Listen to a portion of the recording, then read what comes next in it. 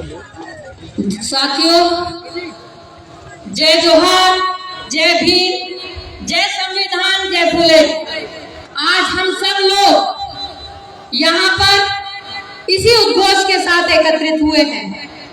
मंच पर बैठे हुए सभी सम्मानीय जन और यहाँ उपस्थित प्रदेश के दूर दूर कोनों से आए हुए सभी अंचलों से पधारे हुए हमारे साथियों, आज हम जिस समय में एकत्रित हुए हैं वो कहीं ना कहीं हम सबको हम एक एक करके चोट पहुंचाकर ये प्रयास किया जा रहा है कि हम जो कार्य कर रहे हैं उससे हमारा ध्यान हट जाए। आज जो लोग बात कर रहे हैं, आपने देखा होगा जगह जगह पर हिंदू सम्मेलन होने लगे, जगह जगह पर तरह तरह के आयोजन हो रहे हैं मुद्दों से भटकाने के लिए। लेकिन कहीं ना कहीं आज हमारे प्रदेश में जो वातावरण बना हुआ है वो एक और आरक्षण को समाप्त करने वाला है, आरक्षित वर्गों की अधिकारिता को समाप्त करने वाला है और संविधान की जो मूल भावना है उसको समाप्त करने वाला है। आप ये मत सोचिए कि आज चोट एक संतोष वर्मा पर की गई है, अगला नंबर आपका है। यकीन मानिए, यदि हम सब लोग चुप रहे तो कहीं ना कहीं एक एक करके हम सबको चोट पहुंचाई जाएगी। साथियों, इन्होंने बात की, बार बार हम सब लोगों को कहीं ना कहीं बरगलाने का प्रयास किया गया है, लेकिन उसके पीछे जो दबी हुई भावना थी वो आरक्षित वर्गों का आरक्षण समाप्त करने की सुनियोजित योजना थी, जहां आउटसोर्सिंग के माध्यम से हमारे आरक्षित वर्गों के अधिकारों का हनन किया गया। जो आरक्षित वर्गों को नौकरियों में अवसर मिलने चाहिए थे, आप समझ रहे होंगे कि आउटसोर्सिंग के माध्यम से वो अधिकार हमारे समाप्त किए गए। हमारी मांग है कि आउटसोर्सिंग के माध्यम से जो अधिकारिता समाप्त की जा रही है, देश प्राइवेटाइजेशन की ओर बढ़ रहा है, प्राइवेट सेक्टर में नौकरियां बढ़ती जा रही हैं, सरकारी जो मौके मिलते थे वो कम होते जा रहे हैं, तो प्राइवेट सेक्टर में भी आरक्षण लागू किया जाना चाहिए। युवाओं को रोजगार के मौके मिलने चाहिए।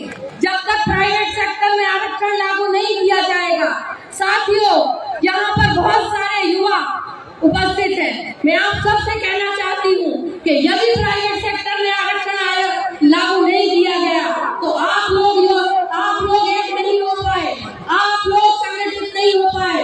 लेकिन हमारे आरक्षण को समाप्त करने की जो साजिश कर रहे हैं, हमारे अवसरों को जो कम करने की साजिश कर रहे हैं, हमें मिलने वाले मौकों को जो कम करने की साजिश कर रहे हैं, वो जरूर एक हो रहे हैं। वो आपका अधिकारिता कैसे खत्म करे, इसके लिए आपके बयानों को पकड़ के आपके पीछे पड़ जाएंगे, आपके द्वारा जो कार्यक्रम किए जाएंगे उनको लेकर आपके पीछे पड़ जाएंगे। लेकिन हम सबको एक रहना है, हम सबको एक होकर संघर्ष करना है। बाबा साहब अम्बेडकर ने कहा था, शिक्षित बनो, संगठित बनो और संघर्ष करो। यकीन मानिए, यदि हमारा वर्ग शिक्षित नहीं हुआ, हम लोग संगठित नहीं हुए और अगर हमारे संघर्ष में कमी आ गई तो हम लोग कहीं के भी ना रहेंगे। अभी बहादुर सिंह दादाजी ने कहा कि हमको संघर्ष करना पड़ेगा। मैं आपसे यही कहना चाहती हूँ कि जहाँ हमारे युवा वर्ग को शिक्षा के साथ रोजगार की आवश्यकता है, वहीं हमारे किसानों को एमएसपी पर उनका अनाज नहीं खरीदा जाता, उस एमएसपी की आवश्यकता है। हमें हर उस संघर्ष में अपना योगदान देना पड़ेगा जो हमारे आरक्षित वर्गों के अधिकारों का हनन करने वाला हो। आप सोचिए कि यदि कहीं पर भी किसी भी जगह पर हमारे एससी, एसटी, ओबीसी के व्यक्ति के साथ यदि अन्याय होता है तो मैं आपसे कहना चाहती हूँ कि चाहे हम किसी भी स्थिति में हो, आप यदि हमसे संपर्क करेंगे तो जो हमारी क्षमता है, जो हमारी लियाकत है, जो हमारी योग्यता है, उस योग्यता के आधार पर आपके साथ हम लोग खड़े होंगे। और आप सबसे फिर मैं ये आह्वान करना चाहती हूँ कि आज तो ये केवल एक शुरुआत है, आज ये शुरुआत है अपने संघर्ष की, आज ये शुरुआत है हम सबके एक होने की। आज और इसको हमें बंद नहीं करना है।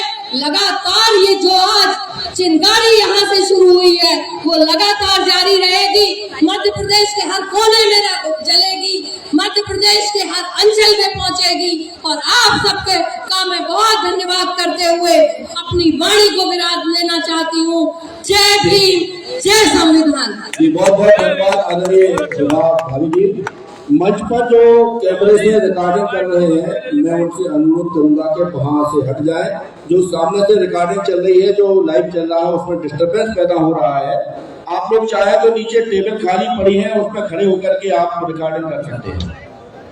हमारे बीच में सत्यानंद जी महाराज है और जबलपुर से पधारे नौकेलाल प्रजावी है।